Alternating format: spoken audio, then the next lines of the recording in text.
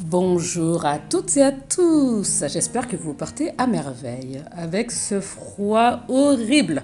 Alors, aujourd'hui, je vais vous parler d'un sujet qui est un peu à côté de ce que je partage d'habitude, hein. Alors, mais je me sens de vous en parler. Je vais m'adresser aux êtres humains, certes, mais aussi à ces êtres bienveillants venus d'ailleurs.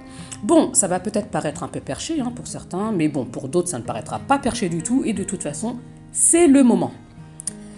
Alors, les êtres venus d'ailleurs, ils comprendront de toute façon ce podcast. De toute façon, enfin, le but c'est aussi de vous donner de la force.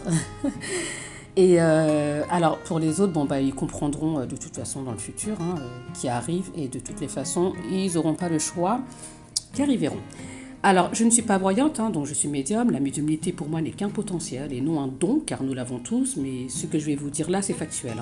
Déjà, il faut savoir et bien intégrer qu'il y a des êtres donc bienvenus qui viennent d'ailleurs, qui sont parmi nous et qui sont nombreux sur cette planète Terre, et de plus en plus se réveillent. De plus en plus d'êtres humains se réveillent à cette dimensionnalité, on va dire, cette dimension d'être. Alors, qui sont-ils? Alors, ce sont en fait plusieurs collectifs d'âmes qui viennent de plusieurs endroits différents de l'univers, donc des constellations, des étoiles, des planètes, qui sont venus en conscience de leur plein gré sur cette planète pour accompagner l'humanité durant l'ascension de la planète Terre, qui est en cours depuis 2012. Car comme vous pouvez le constater, la Terre est en train d'ascensionner, elle monte en vibration, et durant cette montée vibratoire, tout ce qui est trop dense, donc toutes nos peurs, tout ce qui ne vibre pas dans les fréquences d'amour, en fait, elle est en train d'être transmutée, d'accord? Et ça crée du coup un changement de paradigme. Du coup, c'est pour ça qu'on parle de transition d'air, on va vers une nouvelle ère. C'est pour ça aussi que vous voyez cet effondrement de système qui n'est que le début du commencement de la fin. Alors, ces êtres, ils ont choisi pour la plupart en conscience leur famille terrestre, selon le karma de la famille, les capacités et les dons des ancêtres de la famille. Et il y en a aussi qui sont l'incarnation de leurs ancêtres pour continuer le travail ou pour faciliter l'éveil, pour être prêt à temps. Prêt à temps, ça veut dire maintenant. Alors, ils ont accepté de jouer le jeu du voile de l'oubli. Alors, le voile de l'oubli, c'est un voile qui vous empêche de ne plus vous rappeler de ce que vous avez vécu avant votre naissance. Donc, en gros, ils ont dû faire un gros travail pour déchirer le voile de l'oubli en se reconnectant à eux-mêmes, se relier au tout pour ensuite vibrer pour accompagner la Terre dans son ascension. Alors, je ne vais pas m'étaler sur le sujet, mais en gros, il y a une intention d'autres êtres malveillantes qui viennent d'ailleurs aussi, de détruire l'humanité ou de la réduire à la condition d'esclavage. Bon, c'est vrai que c'est déjà le cas. Ces êtres se nourrissent essentiellement des énergies de basse fréquence qu'émettent les êtres humains. Bon, vous avez pour la plupart déjà eu vent de l'existence de ces êtres qui polluent nos gouvernements et les systèmes financiers qui sont en effondrement, de toutes les façons. Alors pour comprendre ce monde, de toute façon, il faut comprendre ces aspects non visibles. C'est peut-être flippant, mais bon, si vous voulez vraiment comprendre pourquoi ce monde ne tourne pas rond, écoutez la suite. Alors beaucoup, mais pas tous, ont vécu des traumatismes dans l'enfance, mais ces traumatismes leur ont permis d'expérimenter qu'ils ne sont pas que leur corps et leur esprit, d'accord? Surtout chez les enfants qui ont été victimes de viols, d'abus, qui ont subi des violences physiques.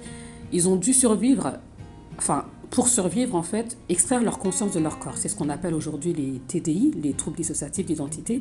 Donc ces expériences en fait, ils contribuent au processus d'éveil, parce qu'ensuite, ça va leur permettre de décider de faire ce travail d'unification de leur être, d'accord? Alors, qu'on appelle l'ascension spirituelle. Alors, donc, pour beaucoup, ils ont eu plusieurs, voire même des centaines de vies sur cette planète Terre avant de s'incarner, dans cette là. Alors, on les appelle donc des vieilles âmes. Mais il y en a aussi qui n'ont pas eu d'expérience du tout sur Terre. Bon, moi, je pense que ce sont ceux qui doivent le plus souffrir. Mais c'est comme si, en tout cas, je constate que ces personnes-là, en tout cas, qui n'ont pas eu du tout d'incarnation sur cette planète, qui sont vraiment venues comme étant des messagers ou pour transmettre des connaissances et donner de la force aussi, parce que leur vibration est tellement élevée que du coup, ils nous permettent de faire, ils permettent d'accélérer le processus d'ascension. Alors, il y en a aussi qui ont dû, avant l'éveil, qui ont dû expérimenter, on va dire, les plus hautes sphères du mal, pour nous informer sur le plan de l'ombre. Bon, eux, alors par contre, la plupart des êtres qui viennent d'ailleurs, les bienveillants, ils sont dans le non-jugement des êtres, mais des actes, d'accord? Parce qu'ils sont conscients qu'on ne devient pas ce qu'on est par hasard, d'accord? Donc ils sont bien conscients des répercussions, des blessures sur le devenir de l'être. Alors comment toi tu peux savoir que tu fais aussi partie de ces êtres qu'on appelle aussi des volontaires ou les appelés? Bon déjà au fond de toi tu le sais, hein, voilà, au fond de toi tu le sais. Alors déjà ces personnes-là ont une souffrance qui est incompréhensible pour les autres, d'accord? Ils ont beaucoup de mal à trouver leur place sur cette planète. Il faut savoir que ces êtres venus d'ailleurs ont pour première mission de vibrer la lumière et l'amour inconditionnel, mais pour en arriver là, il faut déjà qu'ils se dépatouillent de tous ces implants, ces programmations de la matrice, on va dire. Donc ce sont des êtres extra, hyper, méga, supra-sensibles, mais vraiment là je pèse les mots, hein, qui ressentent donc les vibrations des êtres humains, donc les émotions, enfin en général ce sont des grosses éponges, ce sont des éponges, et en plus de ressentir les énergies des frères et sœurs humains, ils ressentent aussi les énergies d'autres dimensions, des êtres qui viennent d'autres dimensions, donc comme les entités, les défunts, les anges, les guides et tout ça. Et donc voilà, donc alors parmi d'autres symptômes, hein, entre guillemets bien sûr symptômes, ils ont de l'aversion pour les dogmes, alors pas forcément les religions. Bon. En fait, pour eux, les dogmes, c'est une prison parce qu'ils ne sont pas au niveau de croire en Dieu, mais ils sont, eux, dans l'incarnation et l'expression du divin sur Terre. D'accord. Ils ont expérimenté, donc pour beaucoup, les religions pour comprendre voilà, enfin, le fonctionnement des croyances et tout ça. Mais en tout cas, enfin, dès que ça ne vibre pas avec leur véritable être, eux, ils mettent ça à côté. Hein. Voilà. Ils préfèrent vraiment suivre et respecter les lois divines plutôt que les lois parfois injustes hein, créées par les hommes. En tout cas, ce sont des êtres vraiment qui ont une soif du divin, voilà, enfin une soif de l'amour. Ce sont des gros amoureux de l'amour, parce que ce sont des amours. Alors souvent aussi, ils passent par des mots comme des phobies, les phobies sociales surtout, comme l'agoraphobie. Ils vivent des dépressions à répétition. On parle aussi parfois de bipolarité, de troubles mentaux. Alors ces troubles aussi font partie du processus d'éveil, qui vont aussi leur permettre de décider d'entreprendre un travail d'unification de leur être, hein, d'accord? Alors ils ont aussi une grosse soif d'apprendre, un gros besoin de savoir d'où ils viennent, ils vont beaucoup s'étudier eux-mêmes, étudier les autres, étudier le monde, d'accord? Des gros curieux. Alors ils ont aussi pour beaucoup une aversion pour l'argent. Et là aussi, ils devront faire un gros travail sur eux pour accepter quand même cette matière, parce qu'au final, enfin, c'est pas de la faute de l'argent, les problèmes de ce monde, c'est de la faute de ceux qui détiennent cet outil. D'accord, qui en font une gestion égoïste. Alors, lorsqu'il y a éveil, alors ils ont beaucoup de mal, ça fait partie ça des symptômes aussi, ils ont beaucoup de mal à trouver, enfin à continuer à travailler, en fait de faire un travail alimentaire. Voilà, ils ont vraiment besoin de faire ce qu'ils aiment ou ce pourquoi ils sont là. Et de toute façon, enfin, quand ils ne s'écoutent pas, tout s'effondre. Alors ce sont des êtres de vérité. D'ailleurs, pour la plupart des chercheurs de vérité, je pense qu'ils doivent venir d'ailleurs. Souvent, leur troisième œil est ouvert ou ils ont un désir d'ouvrir leur troisième œil qui, pour la plupart, en tout cas, quand moi on vient me demander l'ouverture du troisième œil, il est déjà ouvert. Puis de toute façon, moi je n'ouvre pas le troisième œil, hein, je préfère vous prévenir. Voilà, je peux vous accompagner vers, mais je n'ouvre pas. Alors ils ont aussi une grosse sensibilité évidemment aux fréquences et vibrations des êtres non visibles, donc ils subissent des maux qui sont souvent incompréhensibles par la médecine, hein, car ils vivent des attaques par des forces occultes pour les empêcher d'être et de briller et de vibrer. D'accord. Donc ils ont aussi beaucoup, certains, vécu des expériences d'abduction, des contacts avec des extraterrestres. Alors eux, ils ne sont pas dans est-ce que les extraterrestres existent, hein? Non. Pour eux, c'est une évidence, ce qui est normal au final, hein, ce qui est normal. Il y en a aussi qui ont vécu pour beaucoup des expériences de mort imminente. En tout cas, leur but et leur mission, au-delà de vibrer, est d'accompagner et d'être au service des êtres humains. De toute façon, ils considèrent les êtres humains comme des frères et sœurs. Ils ne se sentent pas supérieurs aux êtres humains, sachez-le. Alors, ils ont des peurs incompréhensibles, surtout de l'extérieur, car pour eux, ce monde, c'est l'enfer. D'accord. Pour eux, ce monde est complètement barjot, complètement taré et dangereux. Ils ne comprennent pas ces cruautés, ces violences, ces mensonges. Ils ne comprennent pas tout ça, en fait. D'accord. Non, enfin vraiment pour eux c'est la catastrophe d'être là, il y en a même plein. D'ailleurs il y a même beaucoup de suicides chez ces personnes-là qui viennent d'ailleurs. Ils mettent fin à leur incarnation tellement ils ont beaucoup de mal à gérer. Alors sinon, bah, ce sont des gros amoureux de la nature, des gros amoureux voilà, des forêts, de la nature, des plantes, en fait de la vie. Ils aiment la vie, ce sont de toute façon des pro-vie.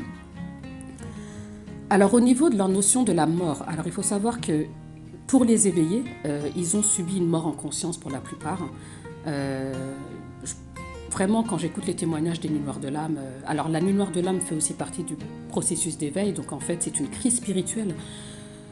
Bon, vous pensez dépression, burn-out, vous multipliez ça par 10, par 20, c'est ça en fait. Oh là là, c'est une souffrance qu'on ne peut pas comprendre en fait. Il faut vraiment le vivre, je pense. La nuit noire de l'âme, franchement, ça dit tout quoi. En fait, c'est l'âme bah, qui se sent complètement seule. Il ne voit plus la lumière, il se sent plus accompagné par voilà, les guides et tout ça. C'est très, très, très traumatisant comme expérience.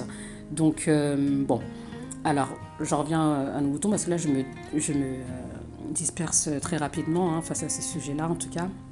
Alors, en tout cas, ils ont aussi une capacité de compréhension et de réflexion qui est souvent au-dessus de la normale. Donc, ils sont souvent diagnostiqués comme Asperger ou Asperger, au potentiel, zèbre. Donc, voilà. Alors, ils n'aiment pas le pouvoir. Tout à l'heure, je vous l'ai déjà dit. Ils ne vont pas se sentir supérieurs à vous. Mais voilà, en tout cas, ils ont un esprit leader en eux. D'accord. Donc ils ont beaucoup de mal à jouer le jeu des systèmes. Donc on va beaucoup en trouver chez les antisystèmes. Ils ont une grosse sensibilité à l'injustice. On ne touche pas les enfants, on ne touche pas les femmes, on ne touche pas les êtres humains. Voilà, les animaux, pour eux, vraiment, c'est la vie qui compte. Donc, comme tout à l'heure, je vous ai dit, ce sont des pro-vie. Ils ne comprennent pas pourquoi est-ce qu'on se fait du mal. Ils ont aussi une soif de liberté, car ils vibrent la liberté en eux. Et d'être dans des cases ou dans des carcans ou étiquetés, pour eux, c'est être en prison, encore une fois. Donc, ils ont beaucoup de mal à respecter les codes de la société qui n'ont pas de sens ou qui desservent l'évolution de l'âme, parce que pour eux, c'est une prison. Alors, en général, bah, ils sont incompris par les autres. Alors ça, clairement, ce qui est normal, parce qu'ils ne vibrent pas du tout aux mêmes fréquences. Donc, alors souvent, bah, ils ont été étiquetés de fragiles, trop sensibles, trop gentils, trop naïfs. Alors eux, par contre, ils comprennent pas. Ils comprennent pas parce que dans le monde d'où ils viennent, bah, il n'y a pas de méchanceté, il n'y a pas de cruauté. Il y a peut-être de la dualité dans certains... Enfin, il y a certaines d'autres planètes, oui, il y a peut-être de la dualité, mais en tout cas, il n'y a pas cette cruauté-là que nous voyons ici sur Terre. Donc c'est compliqué pour eux d'être à l'affût, de faire attention à ce qu'ils doivent dire, à comment ils doivent se comporter. Parce que bon, en gros, eux, ils proviennent, on va dire, de monde de bisounours, d'accord. Donc c'est tellement dur pour eux de s'adapter ici. Voilà, donc pour eux, c'est tellement normal d'être gentil, d'être bon, de faire confiance aux gens, de sourire comme des cons dans la rue, d'ouvrir son cœur et d'être disponible pour les autres, d'être dans l'amour, de ne pas avoir peur de l'amour, d'aimer en fait, d'aimer, aimer. Pour eux, c'est normal. Pour eux, c'est normal. Et voilà. Donc, qu'est-ce que je peux vous dire d'autre. Alors, bah, vous pouvez aussi beaucoup les trouver chez des grandes personnalités publiques, surtout les artistes. Alors, bon, qui sont... bon, que les forces de l'ombre, en tout cas, utilisent pour les esclavagiser, utiliser leur potentiel et leur énergie à leur fin.